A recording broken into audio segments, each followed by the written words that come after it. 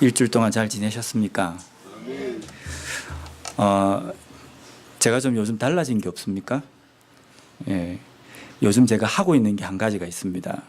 얼마 전에 제가 인터넷을 보면서 하루에 팔굽혀펴기를 100개씩 하면 한 달만 하면 몸이 달라진답니다. 그래서 제가 지금 팔굽혀펴기를 하루에 100개씩 합니다.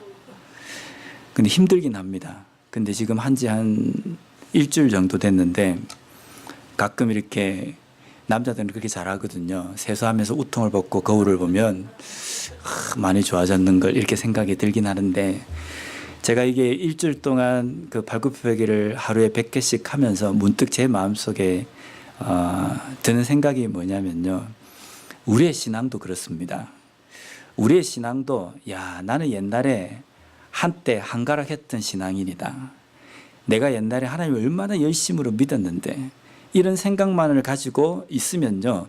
점점점 우리의 몸이 망가지듯이 영혼도 망가집니다. 그래서 신앙은 현상 유지하는 것이 더 힘듭니다. 가만히 있으면 신앙은 저절로 점점점 나태해지고 침체의 늪으로 빠져버립니다. 그래서 하나라도 내가 팔굽혀펴기를 하지 않으면 내 몸이 차도가 없는 것처럼 하나라도 내가 뭔가를 해야지만이 내 신앙에 반드시 진보가 있다는 겁니다. 우리의 신앙은 좀 어떻습니까? 바쁘다는 핑계, 내가 나중에 좀 하면 되겠지라는 그런 핑계도 되기도 하고 우리의 마음속에 더 큰 건 뭐냐면요. 내가 옛날에 이 정도 했기 때문에 지금은 조금 쉬어도 된다. 지금 조금 쉬었다가 나중에 좀 내가 그게 되면 정리가 되면 내가 해야지 라고 그렇게 이야기하는 사람이 많은데 막상 정리가 되면 어떻게 정리가 되냐면 내 인생도 정리해야 될 때가 되어버린다는 겁니다. 그래서 내 몸이 망가지는 것을 보면서도 뭘 해야 될지 모르는 그러한 것처럼 내 영혼이 망가지고 있고 내 영혼이 점점점 침체 늪에 다다르고 있다는 것을 깨닫지 못하고 하루하루를 살아가는 삶이 아니라 오늘 하루도 하나님 앞에 더 간절히 붙들고 또 하나님 앞에 이 신앙의 훈련을 위해서 매달릴 수 있는 우리가 되어야 되겠다라는 생각을 했습니다. 왜 제가 설교 전에 이 말씀을 드리냐면 오늘 설교 내용이 그 내용이기 때문입니다. 제가 중고등학교 시절 때에 친구들과 한번 논쟁이 붙은 적이 있습니다. 무슨 논쟁이냐면요. 범죄하기 전에 아담과 하와가 발씨름을 하면 누가 이기겠느냐라는 겁니다. 누가 이기겠냐라고 하면 뻔하지 않습니까? 남자가 이기잖아요. 이길 겁니다. 그런데 왜 이야기를 했냐면 범죄하기 전에는 차별도 없고 남자와 여자에 대한 어떤 신체적인 어떤 그게 없기 때문에 약하고 강하고 그 의미가 없기 때문에 아마 대등하지 않았을까라는 생각 때문에 친구들끼리 이런 이야기를 한번 나누었습니다. 그래서 둘이 팔씨름을 하면 아마 하와가 이겼을 수도 있다. 아담이 이겼을 수도 있다. 이런 이야기를 하는데 결론은 뭔지 아십니까? 힘센 사람이 팔씨름을 이긴다는 겁니다. 그래서 우리가 가끔 생각할 때 아담과 하와가 범죄하기 전에 이 세상은 하나님께서 어떻게 만들어진 세상일까 궁금하지 않습니까? 거기에 비슷하게 묘사한 성경이 있습니다. 이사야 11장 6절에서 8절 말씀입니다. 제가 한번 읽어보면요.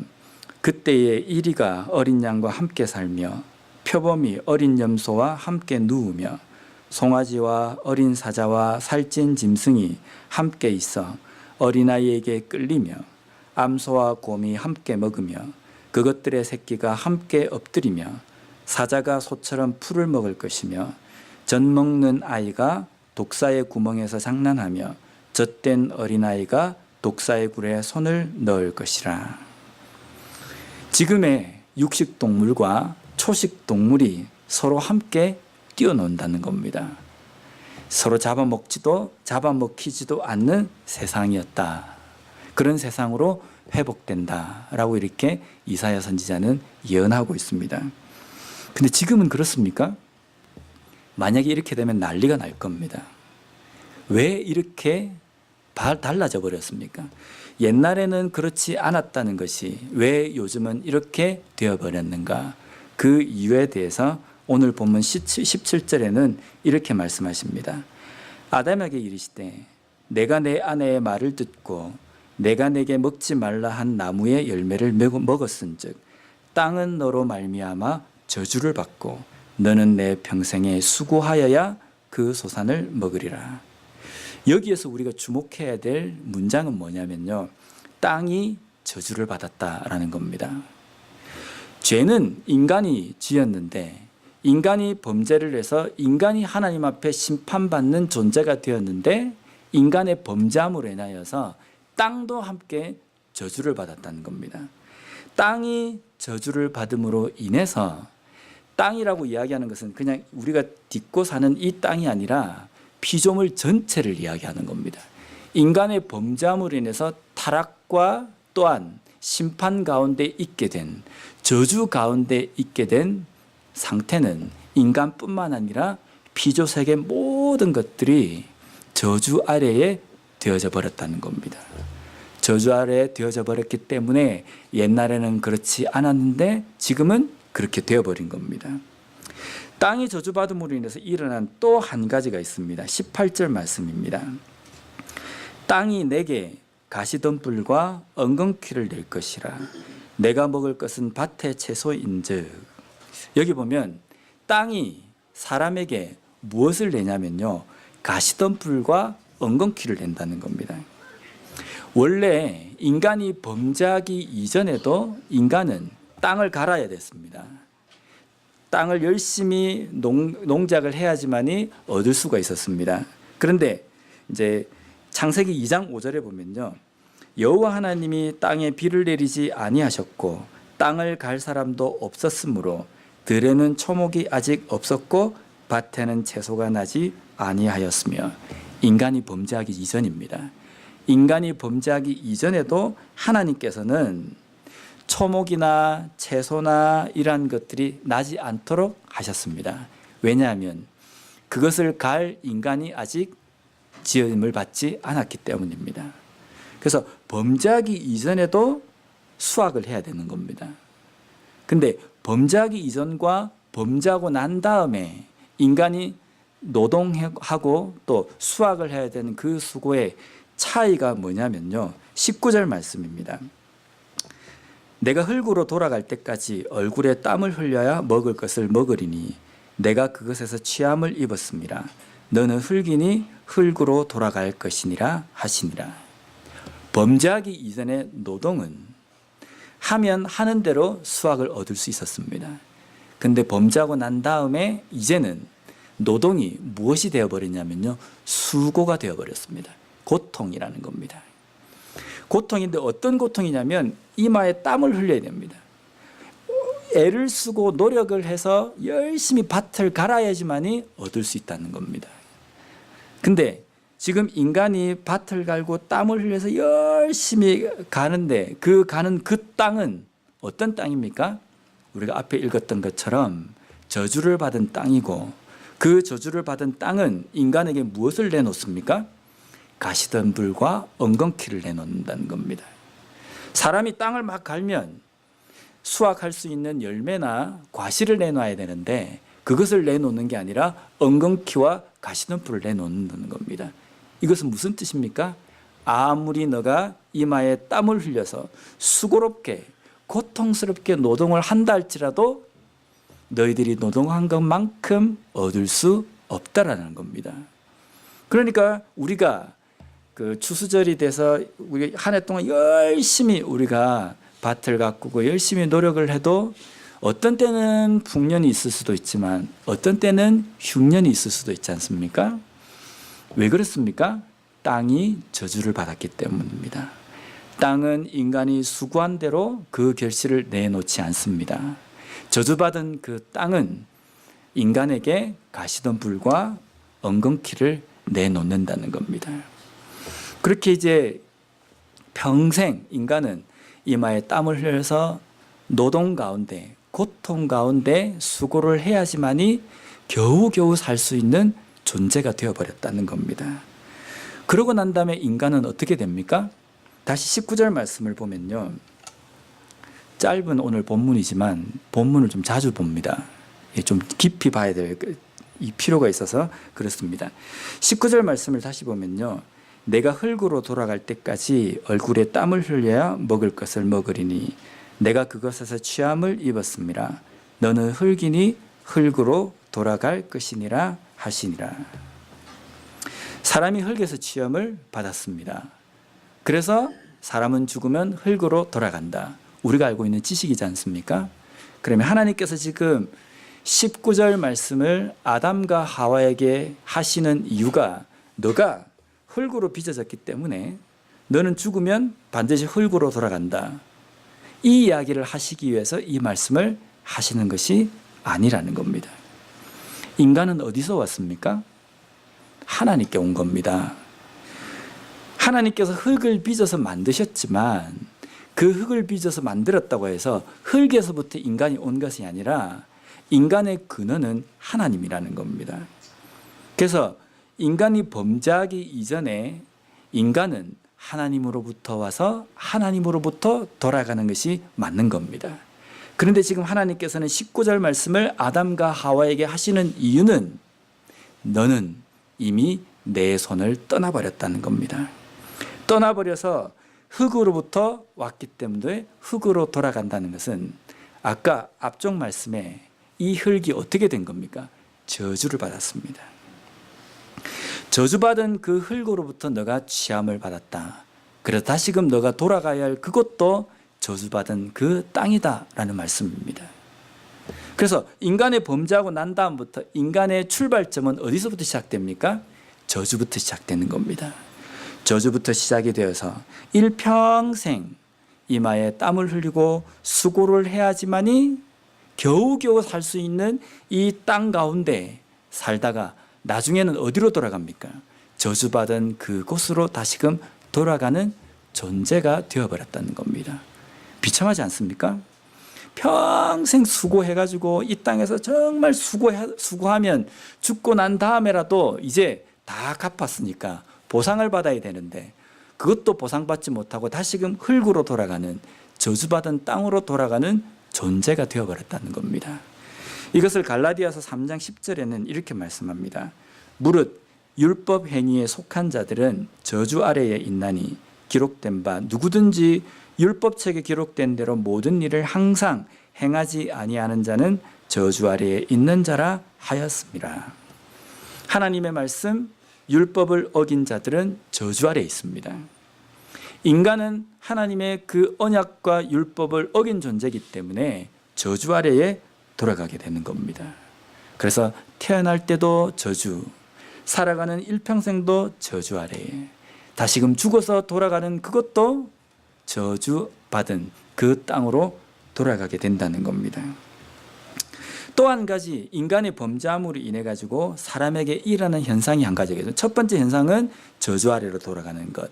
두 번째 인간에게 일어난 현상은 창세기 3장 8절 말씀입니다. 그들이 그날 바람이 불 때 동산에 거니시는 여호와 하나님의 소리를 듣고 아담과 그의 아내가 여호와 하나님의 낯을 피하여 동산 나무 사이에 숨은지라. 하나님의 낯을 피하는 존재가 되어버렸다는 겁니다. 인간이 범죄함으로 인하여서 저주 아래 있고 또 저주 아래 있는 그것으로 끝나는 것이 아니라 하나님과 교제를 하지 못하는 상태가 되어버렸다는 겁니다. 그러면 인간의 본성은 하나님을 어떻게 하는 겁니까? 찾지 않고 하나님을 피하는 존재가 된다는 겁니다. 그 피하는 존재를 하나님께서 하나님께로 데려오시기 위해서 무엇을 하셨습니까? 가죽옷을 지어 입히셨습니다. 가죽옷을 지어 입히셨다라는 것은 단순히 아담과 하와가 벌거벗었기 때문에 벌거벗은 것을 가리게 하기 위해서 가죽옷을 옷을 지어 입으셨다는 그 의미가 아니라 이 가죽옷을 지어 입히신 것은 예수 그리스도께서 인간의 죄를 위해서 죽으심에 대한 그 예표로서 이 가죽옷을 해주신 겁니다. 가죽옷을 해 입히시는 그것이 예수 그리스도의 죽음을 상징하는 겁니다. 가죽옷을 입은 이 아담과 하와는 그 다음부터 어떻게 됩니까? 하나님과 교제를 할 수 있습니다. 그런데 문제가 한 가지 있습니다. 이 예수 그리스도를 인하여서 우리가 하나님과 가까이 갈 수 있는 그 존재가 되었는데, 이 존재가 되었다고 해서 우리의 상태가 변화된 게 아닙니다.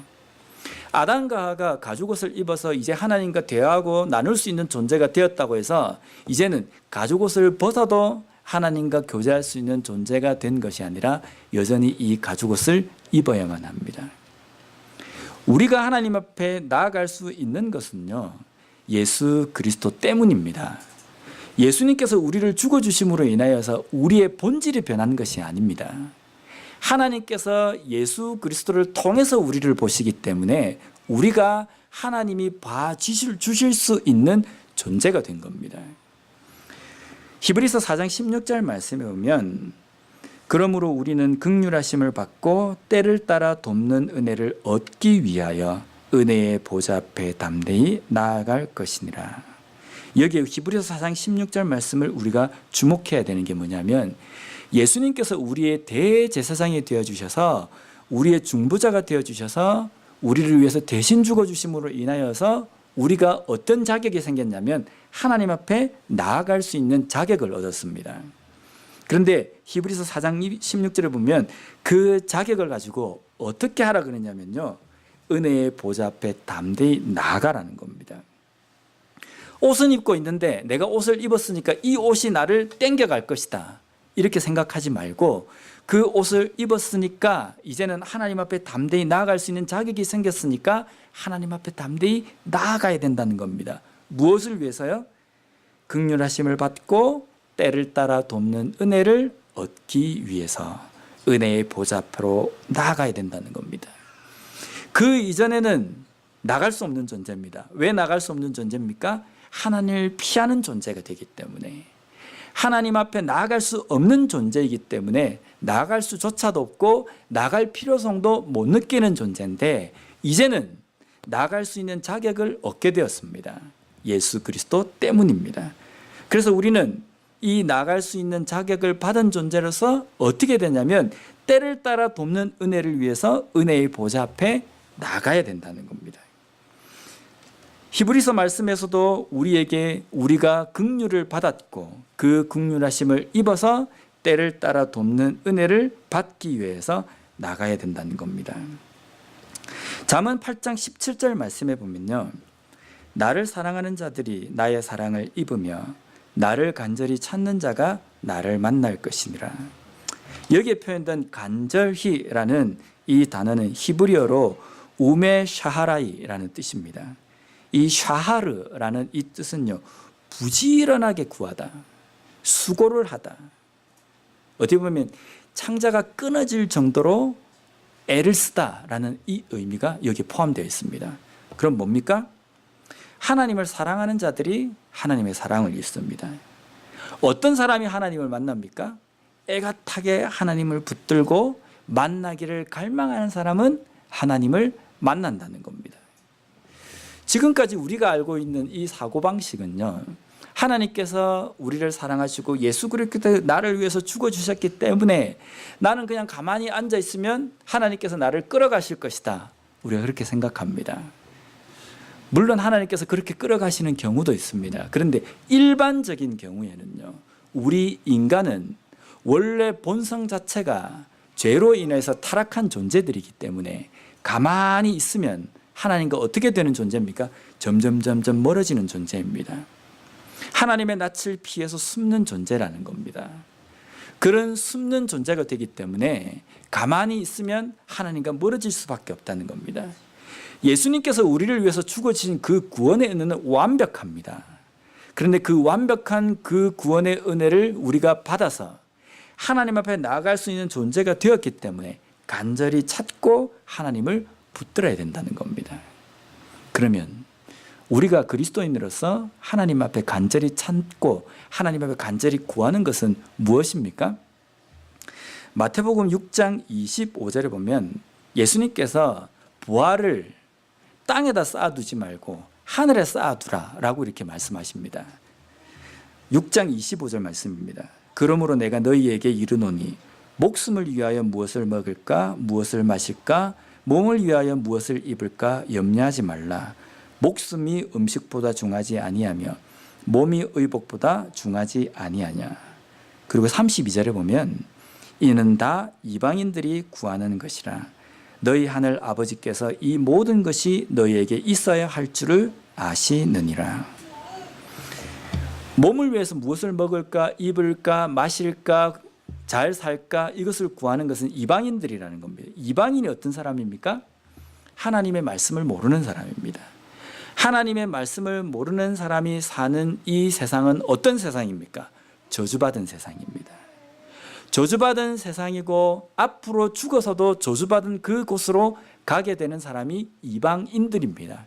이방인들이 이 땅의 삶을 살아갈 때에는 앞으로 자신들이 어디로 가야 될지 모르는 사람입니다. 말씀을 모르기 때문입니다. 그래서 그들에게 집중이 되어 있는 것은 지금 현재 내가 살고 있는 이 세상에서 무엇을 잘 먹을 것인가, 무엇을 잘 입을 것인가, 어떠한 것을 잘 누릴 것인가, 이것만이 집중되어 있다는 겁니다. 이것을 간구하는 것은 이방인들이 간구하는 것이다 라는 겁니다. 우리의 기도에도 이런 것들이 참 많이 나오지 않습니까? 하나님 좀 잘 살게 해주십시오. 건강하게 살게 해주십시오. 좀 부유하게 좀 살게 해주십시오. 내가 하는 일이 좀 형통했으면 좋겠습니다. 우리가 기도를 합니다. 근데 그 기도보다 더 중요한 게 있지 않습니까? 무엇이 더 중요합니까? 내가 앞으로 가야 되는 그곳이 저주받은 그곳인데 저주받은 그곳으로 가지 않도록 해 주십시오. 이게 중요하지 않습니까? 성경을 가만히 읽어보면 이 세상에서 우리가 힘들게 살 수밖에 없는 것은 당연한 이치입니다. 왜냐하면 땅이 저주를 받아서 우리에게 가시덤불과 엉겅퀴를 내기 때문입니다. 땅이 저주받았기 때문에 우리는 이 땅에서 사는 삶 자체가 고통스럽고 힘든 삶이 당연하다는 겁니다. 그런데 이 땅에서 사는 그것이 중요해서 가시덤불을 좀 거두어 주십시오. 엉겅퀴를 좀 거두어 주십시오. 이것만을 기도한다는 것은 어떤 겁니까? 여기서 잘 먹고 잘 살다가 나중에는 어떻게 됩니까? 저주받은 그 땅으로 가게 된다는 겁니다. 그래서 우리에게 중요한 것은 무엇입니까? 지금은 가시덤불과 엉겅퀴를 당연히 내는 것은 우리에게 내는 것은 당연한 겁니다. 그래서 우리가 이마에 땀을 흘리고 평생을 수고롭게 살아야 되는 겁니다. 그런데 중요한 것은 나중에 가야 되는 그곳이 저주받은 땅이 아니라 본향이 되어야 된다는 겁니다. 이사야 말씀에 나와 있는 것처럼 우리가 꿈에 그리고 우리가 생각하는 그곳으로 우리가 가는 것, 그것을 위해서 우리가 이 땅에서 기도하고 노력해야 된다는 겁니다. 그래서 예수님께서는 마태복음 오늘 읽었던 6장 33절에 이렇게 말씀하십니다. 그런즉 너희는 먼저 그의 나라와 그의 의를 구하라. 그리하면 이 모든 것을 너희에게 더하시리라. 여기 그리하면 이 모든 것을 너희에게 더하시리라. 이 말씀을 우리가 우리 멋대로 우리 좋은 대로 어떻게 해석을 합니까? 내가 하나님의 나라와 의를 구하면 내 먹을 것은 하나님께서 다 채워주신다. 그것이 그리하면 모든 것이라고 이야기하는 그게 아니라 하나님의 나라와 의를 구하면 그 구하는 모든 것을 주신다는 겁니다. 우리가 하나님의 나라, 하나님의 의라고 이야기하는 것은 무엇입니까? 바로 본향입니다. 하나님께서 우리에게 약속하신 그 천국입니다. 근데 지난번에도 제가 말씀드린 것처럼 그 천국은 우리가 죽어야만 가는 곳도 천국이지만 이 땅에서 하나님의 나라가 이루어지는 삶을 살아야 된다는 겁니다. 그래서 우리가 그의 나라와 그의 의를 구한다는 것은요, 지금 현재 내 삶에서 가시덤불과 엉겅퀴를 거두어 달라고 기도하는 것이 아니라 이 가시덤불과 엉겅퀴를 내놓는 이 저주받은 땅에서도 하나님의 나라가 이루어지는, 하나님과 동행하는 삶을 살게 해달라고 기도하는 것이 하나님의 나라와 의를 구하는 겁니다. 이 땅에서 하나님의 나라가 이루어지는 삶을 사는 사람만이 죽어서 들어가는 완성된 하나님의 나라에 들어갈 수 있는 자격이 생기는 겁니다. 이 땅에서는 엉망진창으로 살다가 죽고 난 다음에 하늘나라에 들어간다, 그런 일은 없습니다. 이 땅에서 하나님의 주관하심과 하나님의 다스리심을 받는 하나님의 나라가 이루어지는 삶을 살아가는 삶, 하나님의 나라와 의를 구하는 삶을 살아가는 삶에게 예비되어진 것이 완성된 하나님의 나라라는 겁니다. 그래서 우리가 구해야 되는 것은 하나님의 그 나라와 의라는 겁니다. 죽어서 저주받은 그곳이 아니라 하나님께서 계시는 그 본향으로 가는 것, 그것을 위해서 우리가 간구하고 기도해야 된다는 겁니다. 한때 한국 교회가 이처럼 부흥할 수 있었던 것은 새벽 기도의 힘이다라고 이야기한 적이 있습니다. 저도 그렇게 생각합니다. 물론 제가 신학교를 다닐 때에 새벽 기도가 어떻게 해서 시작되는지 우리가 배웠습니다. 그런데 신학교에 딱 들어가서 제가 고민한 게, 우리 젊은 전도사들끼리 서서 고민한 게 뭐였냐면, 야, 이거 딴 건 다 하겠는데 아침잠이 많은 우리가 새벽 기도를 할 수 있을까? 그래서 우리가 나중에 목사가 되고 나면 새벽 기도를 없애버리자. 그렇게까지 이야기할 정도였습니다. 근데 새벽 기도에 한국 교회가 부흥한 것이 새벽 기도라고 이야기를 하지만 몸적으로 힘들기 때문에 새벽 기도에 대해서 그렇게 부정적인 생각을 갖고 있었습니다. 그래서 젊은 교육 사역자들이 무슨 이야기를 했냐면요, 굳이 교회에 나와서만 기도하는 것이 기도냐, 굳이 새벽에 그 아침잠 그걸 해가며 힘들게 굳이 교회에 나와서 기도해야지만이 기도냐, 집에서 기도해도 하나님께서 들으신다. 맞는 말입니다. 그래서 젊은 교육자들이, 제 세대의 교육자들입니다, 새벽 기도에 대해서 별로 그렇게 중요하게 이야기를 하지 않았습니다. 맞습니다. 굳이 교회에 나와야 기도하는 게 답니까? 그런데 문제는 교회를 안 나오고 일상생활에서 내 삶 속에서 쉬지 않고 기도하면 되는데 안 하니까 문제라는 겁니다. 교회에 나와서 기도하는 것도 없고 일상생활에서도 기도도 안 한다는 겁니다. 그럼 어떻게 됩니까? 신앙의 현상 유지는커녕 계속적으로 영적으로 다운이 되어버린다는 겁니다. 예배도 마찬가지입니다. 굳이 주일날 교회에 나와서 드리는 이 예배만 예배냐, 일상이 예배가 되어야 된다. 맞는 말입니다. 이건 정확한 말입니다. 우리의 일상이 예배가 되어야 되는 겁니다. 주일날 하루 나와서 1시간 드리는 이 예배가 하나님께 드리는 예배의 전부가 아니라 우리의 삶 전체가 하나님께 드리는 예배가 되어야 됩니다. 그 하나님께 드리는 예배의 삶을 살아가는 성도들이 주일날 하루에 모여서 함께 또 이런 예배를 드리고 함께 은혜를 나누는 겁니다. 그런데 일상이 예배가 되어야 되는데 주일날 이 드리는 예배를 너무 비중 있게 생각해서 이 예배만 예배라고 생각한다. 그러고 난 다음부터 교회에 무슨 일이 일어나냐면요, 주일날 드리는 이 예배에 대해서 별로 그렇게 비중 있게 생각하지 않게 되었다는 겁니다. 맞습니다. 주일날 우리가 여기 앉아있는 이 예배면 예배가 아닙니다. 일상적으로 예배를 드리면 됩니다. 그런데 문제는 일상의 예배가 되지 않고 있다는 겁니다. 일상에서도 예배가 되지도 않고 주일날 예배 자체도 소중하게 생각하지 않는 삶, 그러한 삶에 하나님의 능력이 드러나겠습니까? 하나님의 능력이 그러한 가운데 일어난다고 한다면 그게 기적입니다. 그런 일은 있을 수 없습니다. 물론 하나님께서 필요에 따라 저렇게 하실 수 있습니다.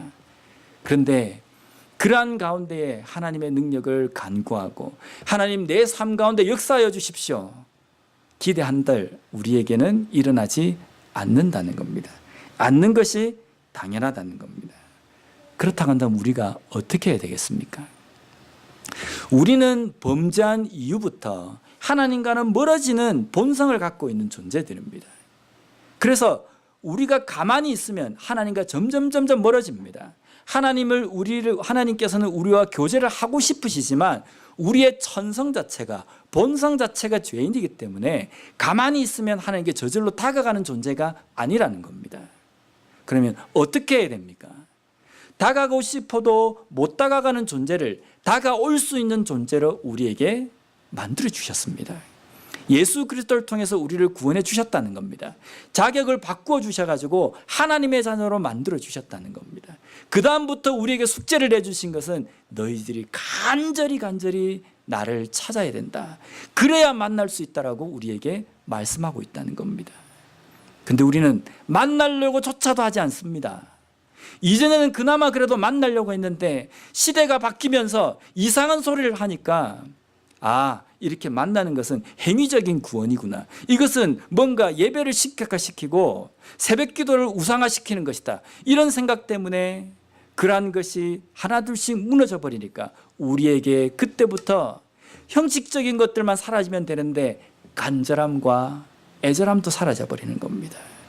그래서 우리의 입을 통해서 간절하고 애절해지는 순간은 하나님 나에게 돈이 없습니다. 돈 좀 주십시오.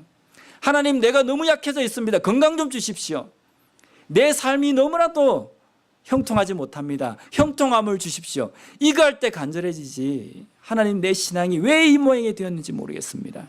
하나님 내가 하나님 앞에 그 과거의 그 열정을 어디로 다 가버리고 내가 이토록 주저앉아 있는지 모르겠습니다. 하나님 나에게 열정 좀 주십시오. 그렇게 가슴을 치며 기도하는 기도가 우리의 삶 속에 사라진 것이 문제라는 겁니다. 그러면서 우리는 우리 스스로에게 뭐라고 위로를 합니까? 바쁘니까. 이 사회는 바쁘니까, 모든 사람들이 그렇게 사니까, 교회에서도 그렇게 강조를 하지 않으니까, 그러니까 이렇게 살아도 된다라고 우리 스스로를 위로합니다. 그렇게 살아보니까 어떻습니까? 내 삶에 과거에 일어났던 하나님의 그 역사심과 하나님의 그 은혜가 뼈저리게 느껴집니까? 안 느껴지지 않습니까? 저는 오늘 이 예배에 참석하신 우리 성도님들에게 도전을 하나 드리고 싶습니다.